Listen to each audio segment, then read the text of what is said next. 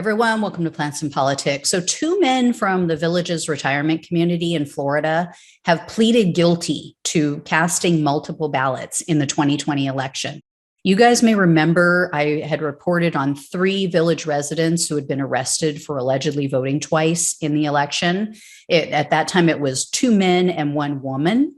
Well, then there was another man who was arrested a couple of months ago, I believe it was, and he was also a resident of the Villages. And then he had another home in another state, just like these other people. Now, 2 of the 3 men, 64-year-old Charles Barnes, who has no party affiliation, and 63-year-old Jay Ketzik, I think is how you pronounce it, Ketcik. He's a registered Republican. They've both pleaded guilty to a 3rd-degree felony, and that felony comes with a maximum potential prison term of up to 5 years. However, because they're both white, of course, they're getting 0 jail time.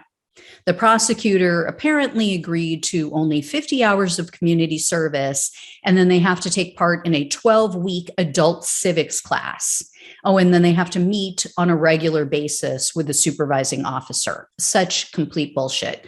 So the other 2 who were arrested are still awaiting trial. They've both pleaded not guilty. I don't know if they might, see this now and go, oh, let's take our chances. Let's just take a plea and move on. So we'll see. But now we also know that Donald Trump's chief of staff, Mark Meadows, is under investigation for his own possible voter fraud.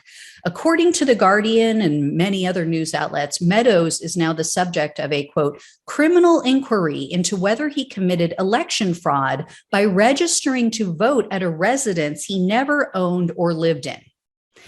So here's the deal with this. This is the allegation. Meadows apparently registered using the address of a mobile home in North Carolina. So this is a mobile home that he rented, but he never actually even visited this property, let alone lived in it. And this is according to neighbors. They say that his wife was there for a couple of days, but they never saw him there. And yet he submitted an absentee ballot from that address in the 2020 presidential election. So the investigation into that matter is ongoing. And in the meantime, Meadows has now been removed from the voter roll in North Carolina. We also now know as well that New Hampshire Republican candidate and former Trump campaign staffer, Matt Mowers, he voted twice in the 2016 election.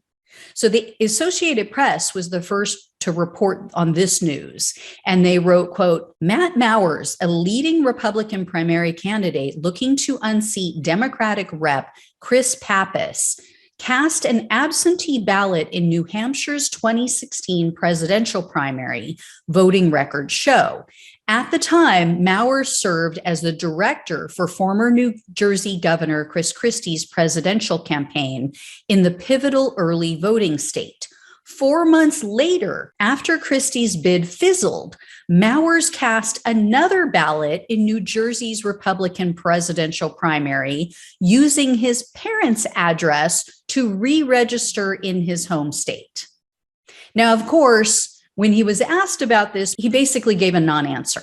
WMUR news outlet called him out. They were in person with him, so this was on camera, and they asked Mowers point blank.